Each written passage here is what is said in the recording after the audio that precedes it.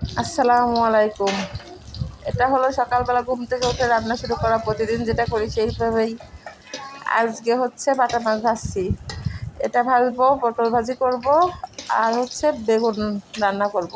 বেগুনটা কিন্তু এই মাছ দিয়ে ভাজি করব, মানে রান্না করব। ভাজি করে রাখছি আগে থেকে, কারণ পটল ভাজি করার পরে কড়াইটা একটু স্বাভাবিকভাবে হলুদ থেকে যাবে, হয়ে যাবে। দেখেন কীভাবে চিড়ে চিড়ে দিছি যাতে তাড়াতাড়ি সিদ্ধ হয়। এইভাবে আমি চিড়ে চিড়ে দিই, আপনারা কে দেন তা আমি জানি না। আবার যে পটলটা বিচি হয়ে যায় সেই পটলটা করি কি, এই বিচিগুলো ফেলে দিই। ওই দেখেন অনেকগুলো দেখা যাচ্ছে, দুধ ছাড়া একটা একটা করে কে দেবে, সবগুলোই দিয়ে দিলাম। যা একবারে দিয়ে দেবো, একবারে ভেজে ভাজি করে উঠবো। আবার কড়াই তো আর ছোটো না যে আমরা একটা একটা করে ভাজতে হবে। যাই হোক, আমি এখন একটু কিছুক্ষণ ঢেকে রাখি, ঢেকে কিছুক্ষণ পরে এই যে তুল ঢেকে রাখার পরে এই যে আবার দেখি তুলটা, কারণ কি আবার নষ্ট হয়ে যায় কিনা, পুড়ে যায় কিনা, তার জন্য। তবে দেখছি আর একটু পরে উঠালেও সমস্যা হতো না।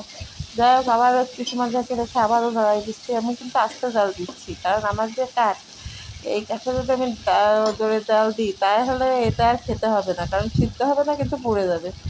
এই দেখেন যেটা যেটা বিচি বের করে নিচ্ছি সেটা সেটা কিন্তু আগে থেকেই কেমন যেন নেতাই গেছে, মানে হয়ে গেছে যাচ্ছে। আর যেগুলো বিচি আছে সেইগুলো কিন্তু একটু টাইম লাগবে হতে। যাই হোক, আস্তে আস্তে করি। আর আমি আর কী করতেছিলাম, খুন্তিতে আস্তে আস্তে সাইড করে ফেলতেছিলাম যেগুলোর বিচি নেই, কারণ ওইগুলো তো আগেই হয়ে যাবে। সেজন্য এক সাইডটা মোটামুটি ভাজা হয়ে গেছে, আমি আর একটা সাইড ভাজার জন্যই করতেছি, আর খুন্তি দিয়ে আমার কাজ চালিয়ে যাচ্ছি। ওটাতে ওটাতে এইগুলা পটলগুলা সাইড করে ফেলতেছি, যাতে হচ্ছে আপনার ওই পরে আমার বুঝতে সমস্যা না হয়। অনেক সময় হয় কি যে সব একসঙ্গে থাকলে কোনোটা পুড়ে যায় আর কোনোটা সিদ্ধ হয় না। যাই হোক, আমার কাজ চলছে, একদিকে ভাজি হচ্ছে, ওটাও ভাজি হচ্ছে, মানে পুরোপুরি হলে তো উঠাই ফেলতাম, কিন্তু ওটা অনেকটা হয়ে গেছে তাই সাইড করে দিলাম। আর যেগুলো কম হয়েছে ওইগুলো তেলের ভিতরে দিলাম। এটা আমি পটল ভাজি খাই না, কিন্তু আমার ছেলেটাও খেতে চায় না বেশি একটা, কিন্তু তার আব্বু খুব পছন্দ করে। যাই হোক, আমরা খাই না বলে তো আর কেউ খাবে না, সেটা তো হতে পারে না। এখন ওইগুলো উপরে রাখছিলাম, যার কারণে কম তাপ লাগছিল। এখন সবগুলোই মোটামুটি হয়ে গেল। হ্যাঁ, হয়ে গেলে মানে তেলের ভিতরে ওগুলো হয়ে গেছে। এইবার হচ্ছে আপনার সবগুলো উঠিয়ে রাখতেছি। উঠিয়ে রাখার পরে এর ভিতরে আমি এখন বেগুনের জন্য মশলা দিয়ে দেবো। আমি সব মশলাই আজকে কাটা করে দিচ্ছি, কারণ ইদানিং আমার কোনো মশলাই বাটাবাটি করতে ভালো লাগে না। সংক্ষেপে যেভাবে হয়, যেগুলো না পাটাটা দিলে হয় না, যদিও বা আমি ব্লেন্ডারেই ব্লেন্ড করি, তারপর আমার ভালো লাগে না। জিরাটা গুঁড়ো করে রাখি আগে থেকে।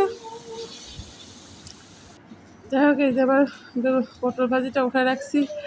এখন এই যে আমি মশলাগুলো দিয়ে দিলাম, এখন এর ভিতরে একটু তেল, সামান্য একটু তেল দিয়ে দিলাম। তেল দিয়ে দেওয়ার পরে আগে যে পেঁয়াজটা দিয়েছিলাম ওটা হচ্ছে পটলের সঙ্গে দিছিলাম আর কি। পটলের সঙ্গে একটু পেঁয়াজ ভাজি রাখবো তাই। আর এবার সত্যি সত্যি বেগুন রান্না করার জন্য তেলে পেঁয়াজটা দিলাম। এর সঙ্গে রসুন আর কাঁচামরিচও আছে। আর শুধু পটল ভাজি খেতে কিংবা বেগুন ভাজি খেতে ভালো লাগে না, তার সঙ্গে জন্য হচ্ছে একটু একটু করে পেঁয়াজ ভাজি করে রাখতে হয়।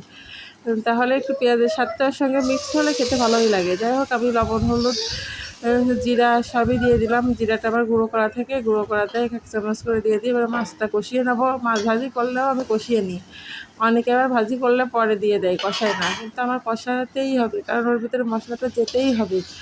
যাই হোক, এই যে আবার ভালো করে কষানো হয়ে যাচ্ছে। এখন হচ্ছে এই মাছগুলো আবার আমি তুলে রাখবো। মাছগুলো তুলে রাখা হয়ে গেলে তখন আমি বেগুনগুলো দিয়ে দেবো। পানিটা যখন একটু গরম হয়ে গেছিলো, সবুজ বেগুনগুলো হচ্ছে আমার কেনা, আর ওই যে কালো বেগুন দেখা যাচ্ছে ওইগুলো হচ্ছে আমার